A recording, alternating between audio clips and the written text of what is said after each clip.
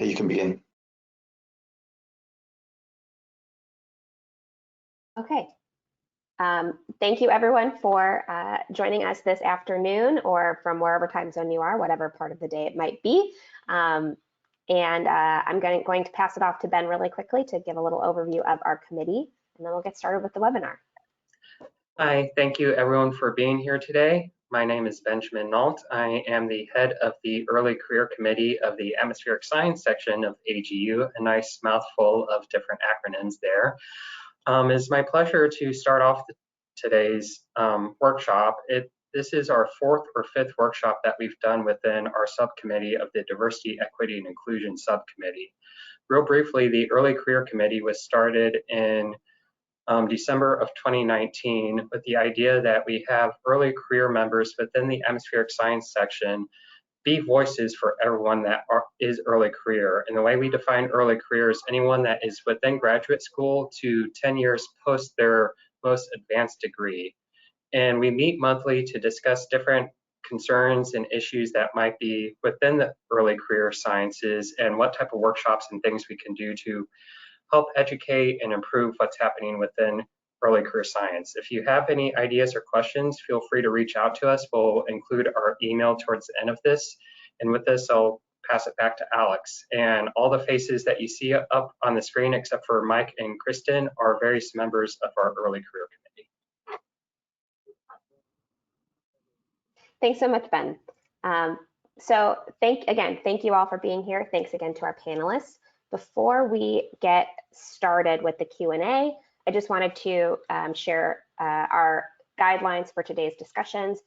We on the Early Career Committee and the Diversity, Equity, and Inclusion Subcommittee believe in having thoughtful and respectful discussions where we are listening respectfully, we're actively listening, and we're understanding that it is the perception, not the intention, that matters. Although we are not having a discussion today, I encourage you to kind of skim through this list and take this information away with you, not just in this panel, listening in this panel discussion, but in your day-to-day activities as well. Thank you for acknowledging all of these. And can escape. And now I believe we can just see faces. Okay, so now we can get started with our panel discussion. So I'm really pleased to introduce today two of our panelists. First, Kristen Aponte is an Equity and Inclusion Specialist at the University Center for Atmospheric Research, or UCAR, the Office of Diversity and Inclusion. And it's there that she applies her training experience in identity development, education equity, facilitating difficult conversations, and the development of student and professional staff. So welcome, Kristen. And we also have Mike Limon, Professor of Climate and Space Sciences and Engineering at the University of Michigan. He specializes in plasma transport in the ionosphere and magnetosphere of Earth and other solar system bodies, which is extremely different from what I do in air quality. But he also serves on the University of Michigan Committee on Strategies and Tactics for Recruiting to Improve Diversity and Excellence, or STRIDE, which we will be able to drop a link to that in the chat. And this supports diversity in faculty recruitment efforts. So thank you very much to our panelists. We're so excited to have you. And it seems like we're all mic'd up and good to go, so we can get going with our questions today. So the first question we have is to give a little bit of a background on your current position and your involvement in hiring. And if you can keep it to less than 5 minutes each. Sure, I can go. So as Alex said, my name is Kristen Aponte, and I actually recently transitioned to a very similar but slightly different role with NCAR. So I'm the Assistant Director for Diversity, Equity, and Inclusion. This is my second week on the job. So still working with NCAR and UCAR. And I've been with the organization for almost 6 years now, and one of our initiatives has definitely been looking at our hiring practices and making sure that we are not only infusing values of equity and inclusion, but trying to help our staff mitigate the impacts of unconscious bias my personal involvement and the team's involvement has varied depending on certain committees. If there's like a high level position that we're hiring for, they might ask for someone from our office to serve on a specific hiring committee, but we also provide training. And I think that's one of the next questions, so I won't go into too much depth, but we do provide training around unconscious bias and weigh in on different processes. And we work very closely with our human resources colleagues to make sure that we are running processes that are as equitable and inclusive as possible, and trying to make sure we're not falling into any of those pitfalls around hiring. Like I said, I've been in this position or with the institution for about 6 years now, and aside from hiring, I've done a lot of training around DEI issues, weighed in on policies, and worked with developing the DEI strategic plan for the institution. Hello, Mike Lamone. I'm a professor in the Climate and Space Sciences and Engineering Department. I'm here because Dr. Allison Steiner, the president-elect for, or maybe it's now president of the Atmospheric Sciences section, is down the hall from me. And she knows that I've been on the STRIDE committee here, this Strategies and Tactics for Recruiting to Improve Diversity and Excellence is the mouthful of an acronym there. STRIDE is part of our advance office, which is a program originally started out of NSF. They offered these awards to people, to universities, to help improve the recruitment of women in STEM departments among the faculty of STEM departments. And it started there, but the University of Michigan liked what it did so well. They've made it a permanent office within the university, and the committees there have grown in scope along the years. But STRIDE was the first committee that they created specifically to help faculty recruitment. And so we run workshops every fall, half a dozen or more of these workshops for basically everybody on search committees to help them understand the current literature on why a diverse workforce is good and strategies for recruiting a diverse workforce. I muted myself while you were answering, and I almost forgot to take myself off. But thank you so much for both of those, brief overviews and explanations of your experience in this space. And like I think both of you touched a little bit on this, but our next question is, what type of bias training do your institutions have for individuals responsible for hiring outside of HR? So this might be for broader faculty search committees where you have full committees of people, or maybe even for individuals on a individual hiring for a postdoc or a research scientist position, or even an undergrad researcher. So it'd be great if you could touch on all of that. Thank you. So I'll go first this time. We can trade back and forth. Yeah, so we have, we require ethics training, and that includes some diversity training along for all faculty, but specifically our university has these faculty recruitment workshops that the STRIDE committee that I'm on facilitates, and there are these interactive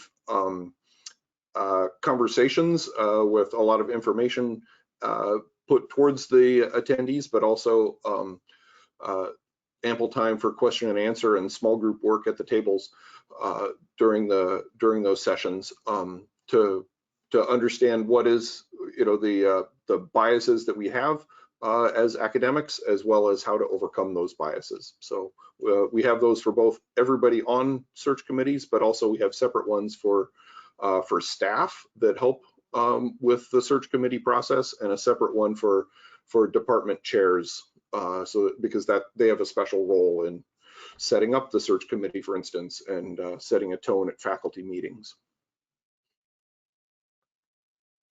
So like I mentioned, we do provide some unconscious bias training for anyone who is serving on a hiring committee at NCAR or UCAR. And it's evolving right now, I'll say. When we first started off, somebody from the Office for Diversity, Equity, and Inclusion would go to every hiring committee meeting and provide this training. And just from a time and like resource standpoint, we had to kind of shift that. So currently what we do is anyone who's on a hiring committee has to watch a recording of me giving the bias training, and we have some handouts that we give them talking about what types of unconscious bias we might see specifically in a hiring process. And our requirement at this point is that folks have to take it every 30 days, just so that if most people aren't on a hiring committee every 30 days, so it's usually just before each hiring committee that they're on, but in the off chance they happen to be on a hiring committee, within a month, they might have to take it again. And it's similar training for most of our hiring processes. At UCAR and NCAR, we have a lot of what we might think of more as like a staff hiring process rather than like when you're hiring faculty, it might look a little bit differently.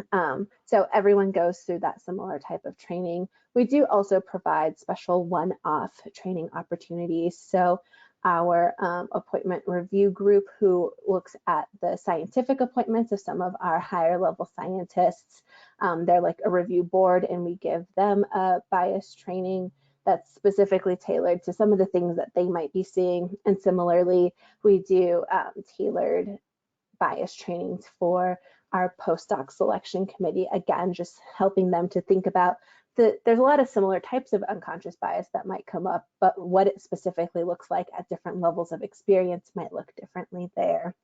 And we try to provide that regularly to folks just to kind of help keep it at the front of their minds as they're making decisions, and especially some of these longer term decision processes that might expand a number of weeks. We want people to kind of keep that front of mind so that they're not forgetting the things that we talk about. We let them know what those types of biases are, but then we also give them strategies that they can use to mitigate it both individually and at a structural level, so that hopefully the process is working bias out of it, but then they're also thinking about it on their own too.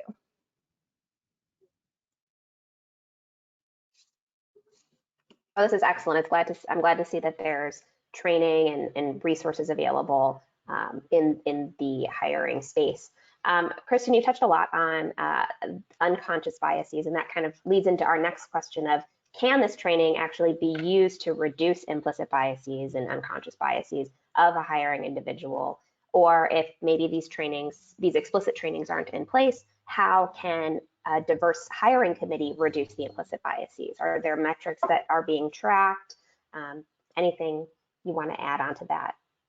Yeah, so there's research that shows that, training around unconscious bias does definitely help, but that the impacts of that training often tend to like slide off the further away you get from the training itself, which is one of those reasons why we decided to try to give those refreshers and reminders. And so one of the ways we're working to revamp that training over the coming year is to think a little bit more about like how can we use technology to our advantage to give people little like boosts of information and refresh them on the specific information that they might need, rather than treating it like we are right now as like a one size fits all sort of approach. And so there's definitely like better impacts you can have with implicit bias training, but I do think that some at least helps a little bit. And so in terms of metrics in our institution, we don't have a ton right now, and that's another hope of ours by using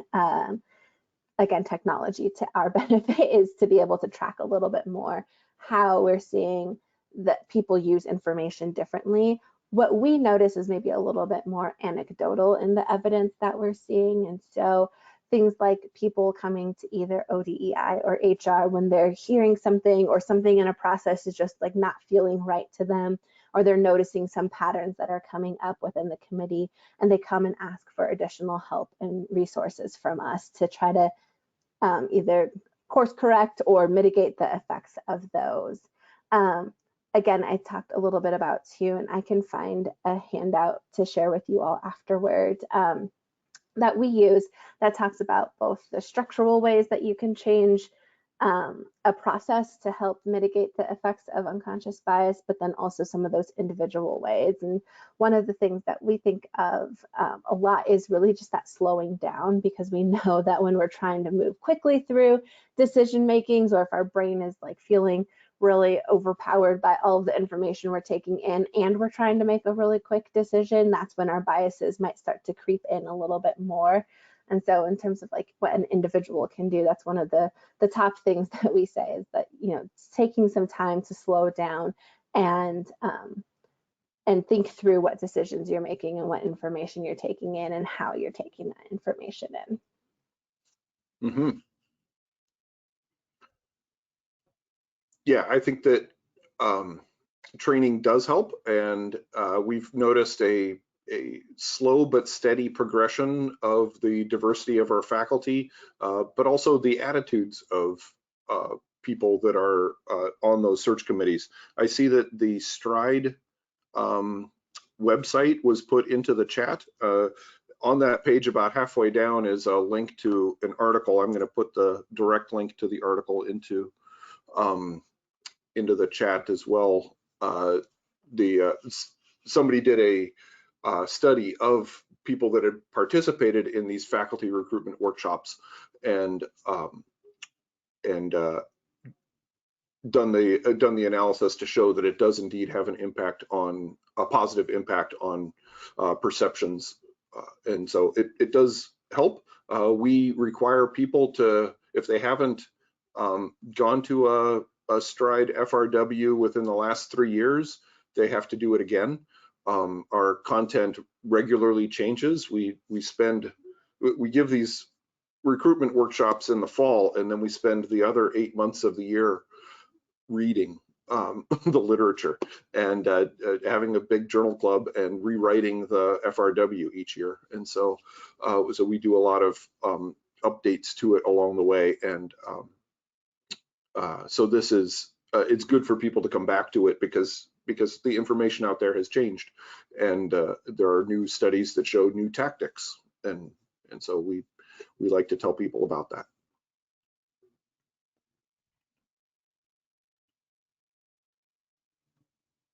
This is great. Thank you so much. And it seems like you're both very good about leading us into the next questions, because our next question is, in your experience, what are some current problems attributing to biases in the hiring process, and how can we fix them? And you've mentioned that you update the presentations and the trainings every so often. So clearly there are new things that we're learning and that we're adapting to. And are there any best practices you've tried to apply in the hiring processes that you've been involved in? Yeah, I guess I'll go first. The two big things I'd say that we get hung up on. One is a focus on research and somebody's, you know, productivity in terms of papers or grant funding or something else in the hiring process, and we look for that past record instead of focusing on all of the possible criteria that we actually want for a good colleague among us. And so I think slowing down early in the process and trying to figure out what it is that your faculty, you know, that department needs for a new colleague amongst them, and what are the rubric, the various criteria, and how you would judge that. I think slowing down and developing that even before the search starts is a really good thing. And then the other half of that is only the search committee kind of knows that, and we in our department, we run into this, that we have all the faculty vote on new hires. And so there's been this concentrated effort by the small crew of people getting to know all the candidates, and everybody else then gets a final say. And so making the rest of the faculty aware of what the work of this small committee has been doing is very important, and getting them to slow down and think about that full set of criteria and the full rubric of how you would weight those different criteria. Research is important, but that's only one aspect of a faculty member's life. Yeah, I would say we've had some very similar experiences, it sounds like, and the slowing down is really important. We, one of the ways we've tried to mitigate that at our institution, or not mitigate, but help it, I guess, is by even in our like just general supervisor training that supervisors go through when they first enter into the role. talking to people about like what they can expect when they need to hire staff, because we assume at some point a supervisor might need to, and pointing them to use the colleagues and resources that they have at their fingertips, and going to HR to help them think through that of like what are desired versus required skills. Mike, I like how you put of like thinking of all of the qualities we would want from a colleague, because as a scientific institution, we also may sometimes fall to that of like, what sort of research are they doing? What has the impact been?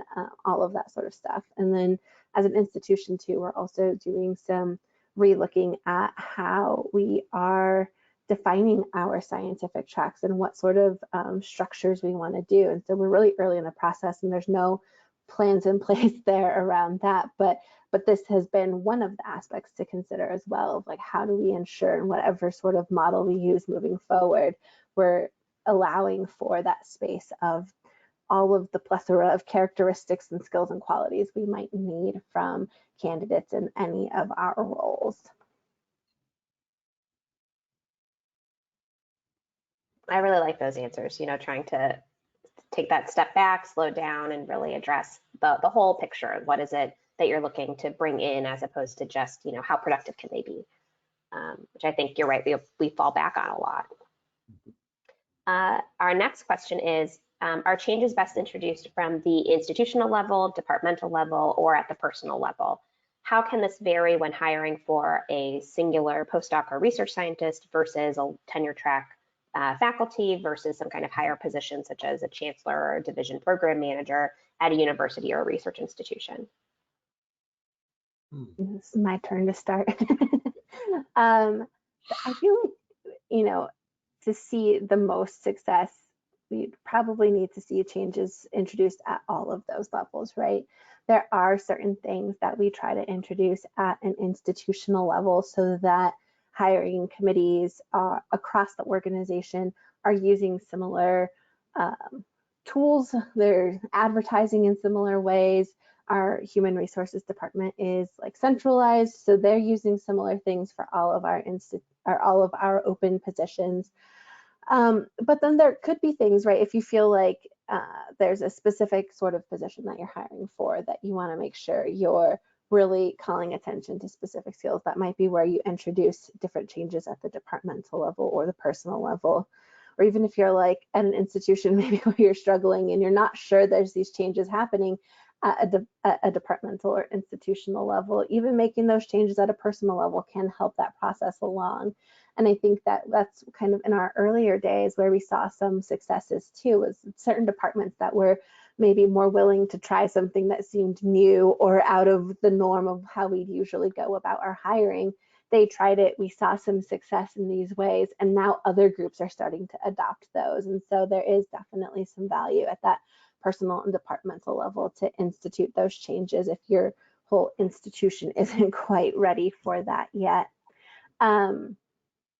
And then I think too, like, our biases can creep in a lot of different ways. And so and thinking of how it might vary for different types of positions, I think just thinking about what sort of skills are relevant for the person that you're hiring for.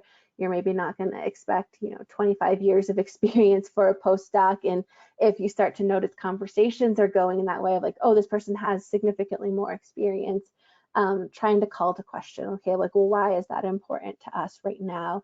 Is it fair to the other candidates if we're evaluating in this particular way? And so I think it just is, it's kind of dependent on where you see some of that coming in.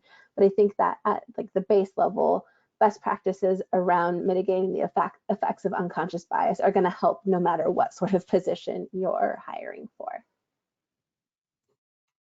Yeah, when you said this, it reminded the question, is it at the institutional, departmental, or personal level? That reminded me of one of my a movie I really like, Fantastic Mr. Fox, where he steps outside of his little thing and sniffs the air. All three. Anyway, that's a little point there. Yeah, so I think it does have to happen at all of these levels, at a institutional level, taking on providing these trainings for people on a massive scale there so that everyone can be up to speed that way, but then it has to be reinforced at a local level. And because during any one particular search process, we can slip. And so this, I think this process of, I mentioned slowing down. So let me go over that a little bit more. There's a nice book. It's a big book. Daniel Kahneman is the author of it, called Thinking Fast and Slow. And it offers a view of the mind where you have the fast mindset and the slow mindset. The fast one is your initial reaction to things. You have no control over what pops into your head when I say the word elephant, and a picture will pop into your head, regardless of whether you wanted it to or not. The slow thinking is where now you can take back and analyze what I said and really make it your own and deliberate it in your mind or with others. And so when we have a stack of applications to read, and it's dozens or something, and we're going to pick one of these people, but how much time am I going to devote to this? Sometimes we can use our fast brain when we're trying to quickly get through all of those, and that's a problem. We need to move into our slow brain. We need to take the time to allow ourselves to analyze it, and so that can be reinforced at the department level of having a committee chair or a senior person on the committee or the department chair advocate for, we call them equity checkpoints, is something that we have that where you intentionally say, okay, you've gotten to this point, you've made the job ad, we're going to stop. Somebody's going to review it, and we're going to, okay, now you've gotten to the point of making the medium list that you're going to have phone interviews with. We're going to stop and assess that. Okay, now you have, and so we have those built-in stops as part of the process. But that won't happen. Sometimes it doesn't happen if somebody isn't reminding us, oh yeah, do that, that breakpoint, and let's evaluate it against those criteria that we had and make sure that we're doing things the way we want to. I like that thought of, having these kind of breaks along the way, and thinking about how it's really important to have it at all three levels, and especially that reinforcing. Kristen, I have a follow-up question about working with HR departments. What if your institution has decentralized HR departments? Yeah, I think that makes it even more important to build those relationships early on and to start thinking about what you all want. One of the first steps in our process is a meeting just between HR and the hiring manager, and that is supposed to happen before any sort of position is posted or anything like that, where then you can kind of talk through, at least with the person you're working with the most closely, about what you are looking for and how you want this process to look like. And they can give feedback to that hiring manager if things seem like they're going well, or if they're not, or if they have suggestions on how else we might do recruitment, for example. And so I would say just working to build those relationships with whoever you do have that connection with, and then hoping that if there does need to be institutional change, you can maybe advocate for it there and where you've built that relationship and try to go there. I mean, obviously you could also maybe see if there is a higher level of HR you could go to give suggestions and feedback, but I guess my just personal suggestion would probably be to work on building that relationship and seeing how else you can try to influence change within your sphere of influence. I think I mentioned too, in our early days, we in ODEI would try things in our hiring processes when we had the chance to, just to kind of test it out and see if we felt like it had a positive impact or no impact or a negative impact. So then we could give feedback to others there. And when we suggested they try something in their processes, we could point to our own experiences there too. And so within whatever flexibility you might have, I might suggest that. And I know Mike talked a little bit about slowing down, and just to kind of further reiterate, and I saw we had a question in there too, what do we mean by slowing down? it's like literally just taking more time, not rushing. In our institution, oftentimes someone is leaving and then we need to fill their position. And so the hiring manager might feel like they're feeling rushed because they can't go for too long without someone in that position. And so the more we can think about planning for openings that might be coming up, and even if you feel like you need to have someone in that position as soon as possible, still giving the process the time that it does take to think about what you're looking for and what sort of skill sets a successful candidate might have, rather than just posting the same job description the last time you posted it, because that was something that we were seeing happening a lot in our institution, and we really wanted to stop that so that it was fair, because it's also fair in the long run for the person you do bring into that position when it comes for promotions of whatever sorts. If their job description isn't matching what they're doing because we just posted an old one, it's going to cause issues later on in the line too.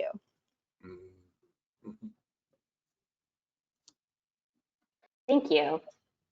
I think that's also really important to keep updating those ads, those job ads, because jobs change over time, and especially, you know, based off of different grants and whatnot. So it's important to keep those up to date. Okay, so moving on, our next question focuses more on undergrad researchers and hiring master's and PhD students into research groups. So how can we approach reducing biases when we're building those research groups and bringing in new students? And how can we reduce biases in hiring that might arise due to research-related conflicts of interest? At our institution, the hiring of postdocs especially, but even graduate students, we do it on a very one-to-one with the faculty matchup. So there isn't a big committee involved. There is a grad admissions committee here, but they triage the applicants towards faculty, and really it's up to the faculty if they're willing and able to take on a new grad student to tell the grad admissions chair, please admit this person, and they're admitted. And so it's a very individual decision and process, and that person can apply whatever criteria and take however much time they want. And so I think it's really good to going back to that slowing down and knowing your rubric ahead of time. What do you think you actually want from a postdoc or student or early career member of your group? And write it down. Write down the list and say what actually would be good, better, best in that criteria. Make the whole 2D matrix of that.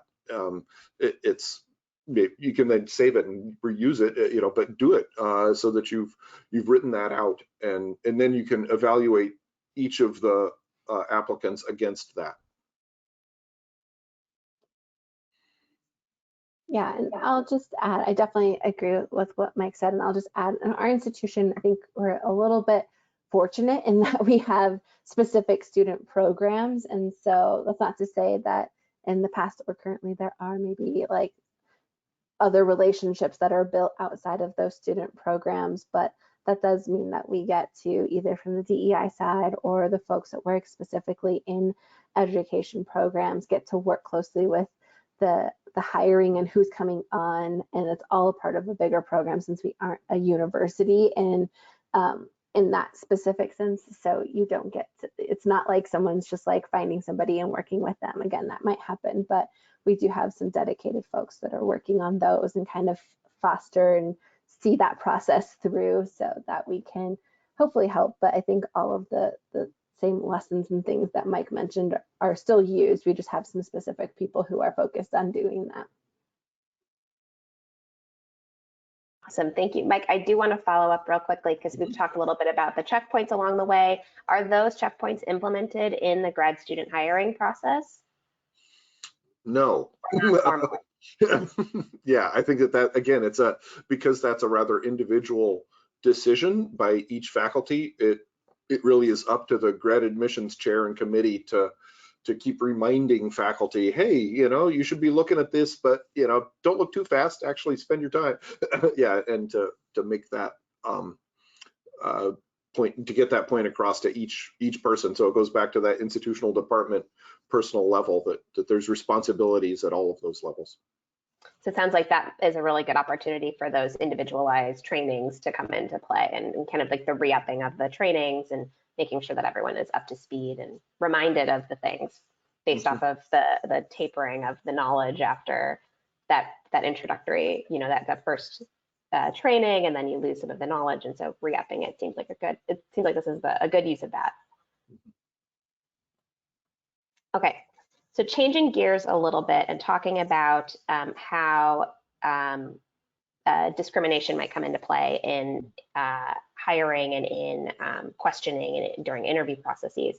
So in your experience, how have disabilities, both visible and invisible, been addressed in the hiring process? And if you haven't necessarily seen anything explicitly done, what might you do differently?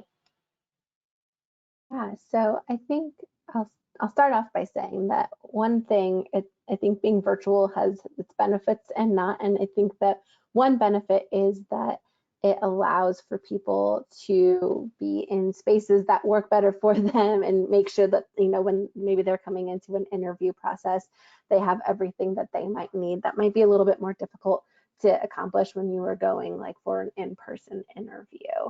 Some of the ways that we try to address any sort of accommodations that might be available to folks is like a lot of communication. We're also working with our HR partners to streamline what sort of information goes in all of our job ads. So for a while, it was like stuff about our DEI strategic plan and who to reach out to if you needed certain accommodations, maybe that weren't in all of our job postings, whereas now we have information about who the people are that they can go to and reach out to as an applicant.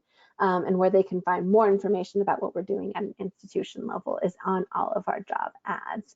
I also know that there's a lot of communication that happens throughout the process, and we're reminding folks to let us know if there is something specific that they need.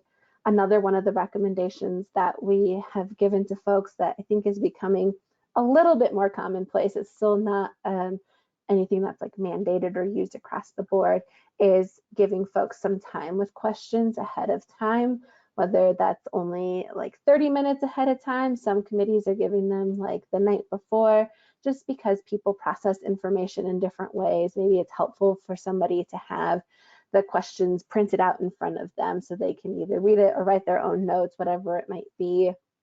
Some committees that maybe aren't as up for sending the questions ahead of an interview, we've also taken to having somebody present like a slide with just the question text, so that way if someone isn't really an auditory processor, they can see that information there, or if there's any sort of miscommunication, they can go look back and see what that information is there. I think though that like in terms of what can be done differently, and I'm sure there's a lot more we can do, what I wanted to say, rather than just offering if folks need something to let us know. And that is important because everyone might need something differently, but I definitely am curious to hear if Mike or if anyone else in the chat has ideas of how else we can take both visible and invisible disabilities into account in our processes.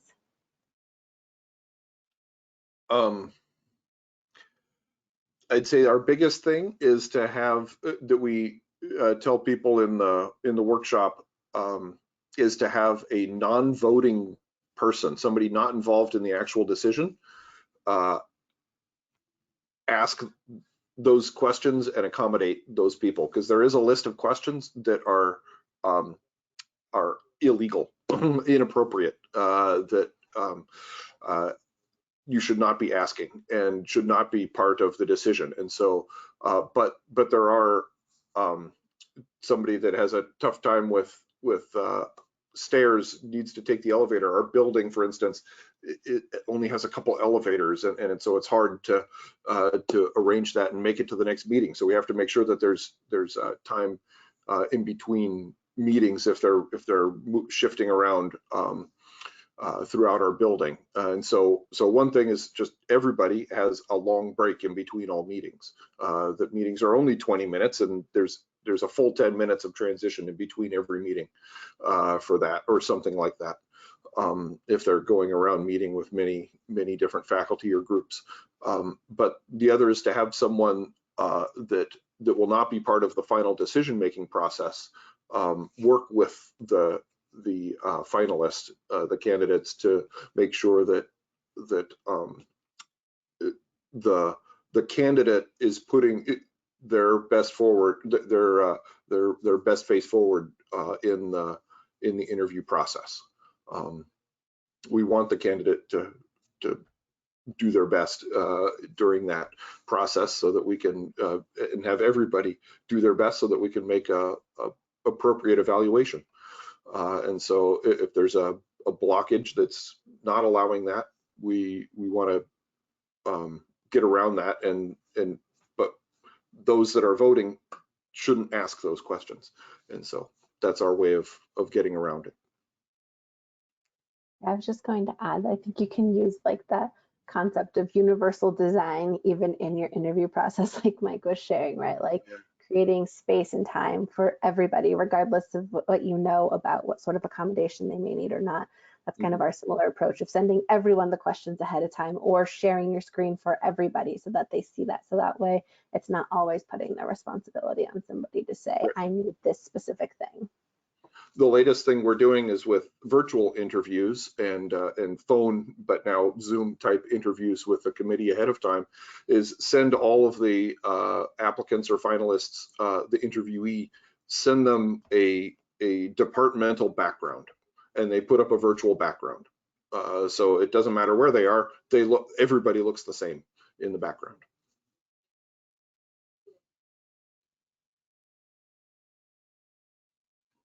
Thank you for sharing those, what your institutions are doing.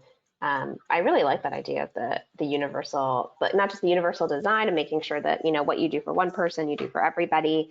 But that personal background, like having that background, the institutional background, that makes you feel like you're all in the same room, and you don't really you're not, looking around to see what's behind everybody. It takes a little bit of that distraction away. So I think that also helps kind of level the playing field a little bit. Okay, so we talked a little bit about, what the discriminatory questions. So specifically, how do you recommend an interviewee approach a question that is unfair or potentially discriminatory? Even something such as, how would your coworker describe you, but you might have an invisible disability? Or are you able to walk up and down stairs, but it's not necessarily pertinent to your job at hand? How are their accommodations made if there are physical requirements pertinent to the job? Is that something that's even possible? Would you recommend an interviewee take any additional action after being asked a discriminatory question? So kind of a lot of different things it touches on. Yeah. Okay. I guess again, getting back to the all three thing, on the personal level, it's very hard to stop somebody from asking that question. So if somebody does, if another person is around, this is a great time for bystander intervention and to immediately come in and say, inappropriate question, please don't answer that. And so that the interviewee doesn't have to step into that. We have a list of questions on that Stride website. Under the faculty recruitment resources, the second one down is the handbook for faculty searches and hiring. And there's a page in there that we have of all these summarizing the inappropriate questions that on many topics that people could ask. And so we distribute that. We encourage department chairs and search committee chairs to distribute that to all faculty before a finalist interview. And that hopefully then faculty have seen it, read it, and know to avoid these things. But that also we encourage faculty search chairs and department chairs to let the interviewees know that these are the lists of questions that they shouldn't be asked. And so if they are asked one of those questions, they can say, I think that was on the list, and correct the person, because everybody has been publicly told this is the list of inappropriate questions. I like that suggestion, Mike, of like giving the interviewee the questions as well. That's a good one to think of. I think if you, right, because it's a lot of power, right? To expect of an interviewee who's trying to get a job to say like that isn't okay. And I guess I would say if you felt comfortable or if you felt strongly that something shouldn't have been asked of you, like I would encourage you to say that and say, I'm not quite sure, or can you explain how you think this is relevant to the job so I can best tailor my answer to what you're saying. Even that first one of like, how would your coworkers describe you? I would probably start by saying something along the lines of like thinking about this role and what I know about it. My coworkers describe me in XYZ ways, or this is how I would experience that. And asking for clarification about, you know, do you need to walk up and down stairs? Is that an expectation of this role? What have you done? Maybe even asking like, what have you done in the past to accommodate folks who maybe would need accommodation around this, just so you know. And sometimes people don't realize that they're asking a question that is putting you on the spot in a way about a particular identity. And so even just asking those questions might call to question for them, like, oh yeah, why did I ask that? Or maybe, no, you don't need to answer that actually. And definitely to echo Mike's point about bystander intervention, if you are on a committee and you're like, oh my God, why did you just ask that question? Using the power that you have as somebody that's not interviewing for that job to say, like, please don't answer that question, or let's pause here. There's a lot of different tools that you could use to just stop whatever is happening and then redirect, hopefully, into a way that's not you know, asking discriminatory questions. I'm trying to read through the questions, see if was there anything else that we haven't touched on yet. I would just say that one thing I learned through some of our legal fundamental training for supervisors is that accommodations for a job can start through the application process. So if there is anything you need, an employer should be providing that to you if it's a specific accommodation that you need. So asking for it might feel like a lot, but they do have that legal requirement there to support you in that way if you need that additional accommodation. So definitely ask for it. Great, thank you. The next question we have is, how can we accommodate gender identities? So something such as preferred pronouns that might be different than legal gender in the application and the hiring process. Are there, you know, drop downs that are inclusive, things like that? Yeah, so it's definitely, and that's an evolving like field and topic too, right? Because I know that's something from our institution's perspective, we've been trying to be more inclusive about it, but some of our systems haven't quite been updated. And so we are actually in the process right now of updating those systems and working with our like human management systems to get more options in there. Another thing that we do recommend though is to be really explicit if you're doing hiring. One drawback that I know that we still have is for like health insurance purposes during the onboarding process. They ask specifically male and female, and those are the only two options that they have currently. And so we'll say, we need this information answered in this way for this particular aspect of your profile or whatever it might be. But then we also have like, how do you identify your gender? How would you like us to refer to you? What pronouns do you use? Do you want us to use those in public settings or not? And so we have a list of those questions that we provide to our staff, not only for hiring, but also when we have visitors or different like educational sessions that are going on, and we have people arranging travel or colloquium or whatever it might be, so that they can ask I think it's like 3 or 4 questions at this point in time, so that we're getting that well-rounded picture, but that we're really clear when we are asking things in the binary about why we're asking in the binary, and that we recognize as an institution that it's not inclusive and we know that it can be limiting. But also recognizing that even someone's legal gender can be, a lot of states are now adopting that X gender marker. And it's becoming more common. And so even the binary in that way from a legal perspective is not always inclusive. So we're working on it. I'd say this comes in at the level of the inappropriate questions. In terms of the department reminding faculty about the process. And so I think it's fantastic to ask pronouns and to use appropriate pronouns. So on that note, mine are he, him. But asking that is a good thing, and using the right ones, but that requires everyone to know the pronouns for each of the finalists coming in. And so I think at that department faculty meeting before the interviews start, or in the email about the visits from the search committee chair, or whatever it is, at the same time that people are sending out the PDF of that page of inappropriate questions, also include, oh, and also this person uses, you know, this set of pronouns, and do that for all.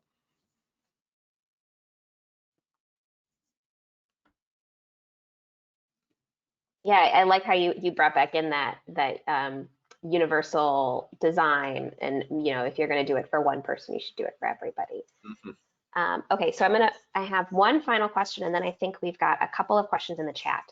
So when you get applications, how do you ensure that all candidates are compared equally when thinking about the mandatory skill set versus the desired skill set for that position? And I think you've touched on it a little bit during today's webinar, but if you have any final thoughts, summarizing thoughts on that.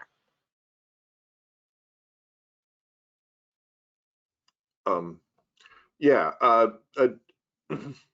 So this goes to our final decision in our department, for instance, and I think in others, the final decision is made by a larger group than those that did the shortlist creation and initial evaluation, and have really been thinking and reading many of the applicants applications, and getting to know that whole process, and devoting a lot of time. And then a bunch of people get to come in at the very last minute and have a say, an equal say with all of those people that have spent this much time. That's great. I think it's good for people to be able to vote on their colleagues. But I think reminding people of the original rubric, and perhaps even including them way back at the beginning when the search committee is forming this, to be sharing that with the full voting population at the beginning, and getting their buy-in, so that when we get to that final conversation, the conversation is geared towards that criteria. The other is to organize that criteria, that final conversation. Oftentimes there's a big faculty meeting with let's talk about the finalists and then vote. And that final conversation can be organized in a way that highlights the criteria. Don't just talk about candidate A, B, C in series. Talk about criterion A, B, C, and all the candidates for each of those criteria. That forces you to think about each criteria and give weight to that particular conversation.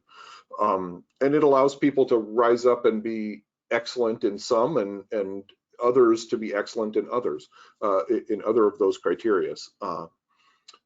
The final thing I'd say is in the final vote, we used to do raise your hand, and that makes for an awkward situation when you might have a different opinion from a senior person that will later be voting on your tenure case, and so setting up a weird power dynamic that can go on there. And so secret ballot ranked choice voting is fantastic, I think. Yeah, that sounds tough, and I feel fortunate that I've at least not been in a committee where there's another group that is then also voting that maybe wasn't a part of those initial conversations. So definitely would recommend including as many folks as you can. For us, when it comes to like those mandatory skills versus what's desired, we really encourage people to make sure that they're sticking true to those things, and encouraging committee members to like question, right? If you feel like somebody is going on a tangent or making a decision because of these desired skills, or even skills that weren't even listed as desired skills, but you've learned throughout the process about a candidate, it can get really exciting. We call it like the shiny thing. We tell people don't get distracted by the shiny things that maybe you learned, especially if you didn't list it as a skill that somebody needed, because maybe other candidates have it, but they just didn't bring that up because you didn't say it was necessary. We also really ask people about like, what can you train on the job? We try to have very, very limited required and desired skills for that reason. We really have been working as an institution to like distill like, what are the things that you absolutely need, and everything else should be either a desired skill or not come into play unless you have two completely equally qualified candidates and you're trying to differentiate between those. And so that's some of the ways that we've tried to mitigate those aspects. If we notice that like in an application pool, at least on some of the committees I've been on, if we notice that, you know, maybe there's something we learned about one candidate and we're curious about that for other candidates, maybe we'll build that into the next round of interviews so that we give everybody the opportunity to talk about that specific skill if they have it or not, because maybe it would be a differentiating factor and it is actually related to what they need. But we have been really trying to talk to people a lot about like, what sort of training can you give to people versus what do they need to come in with, and trying to stick to that. That's great, thank you. So we've got a couple of questions. The first one is wondering if there are best practices on using a candidate advocate in the faculty hiring process. In some more context, I just accepted a position where this was utilized as a DEI strategy and the process was a little bumpy. It would be nice to be able to point to better implementations.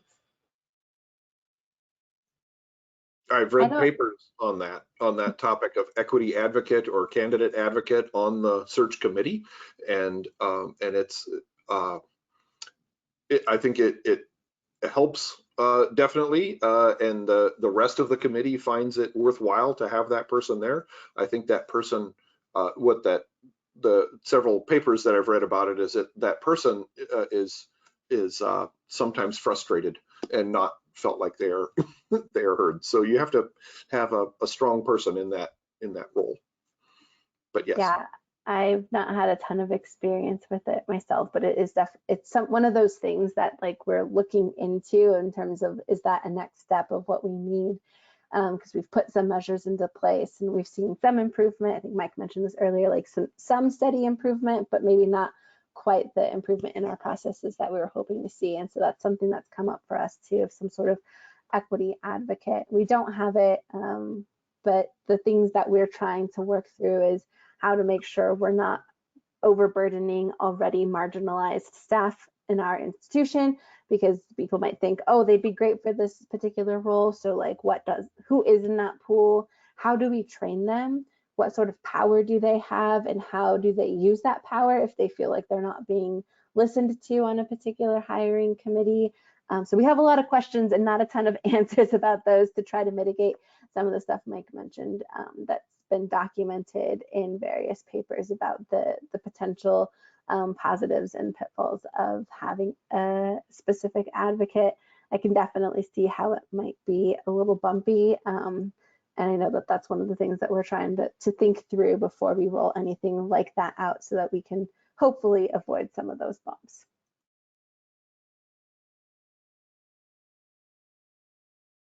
We're just nearing the top of the hour, but I have one final question from the chat. I have heard that the interview evaluations are overwhelmed by implicit bias and that the entire interview stage should be replaced. What are your perspectives? And if you could overhaul it, what would you put in its place? That's my little add-on. Yeah.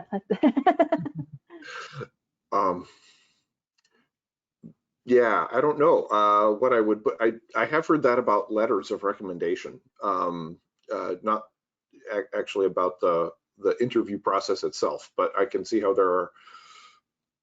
there are strengths and weaknesses of the interview process also that advantage certain people and not others. So no, but I look forward, I don't have a strong opinion, but I look forward to learning more about options.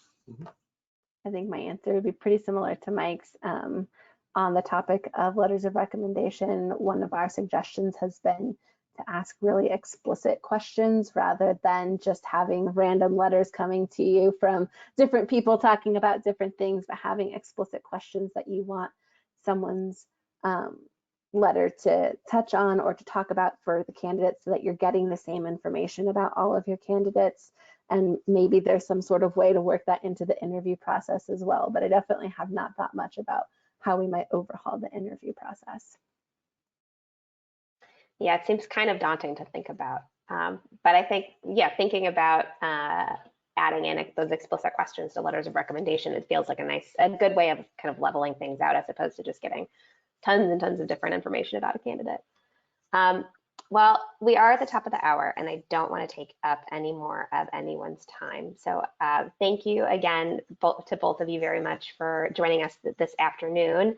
Again, this webinar has been recorded and we'll be able to distribute that to the registrants as well as post it on our website.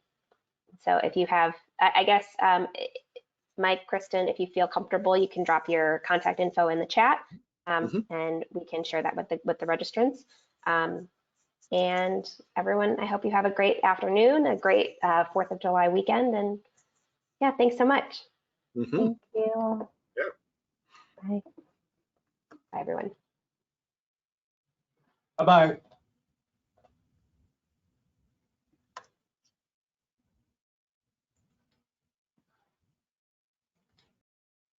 I don't know where the exit button is.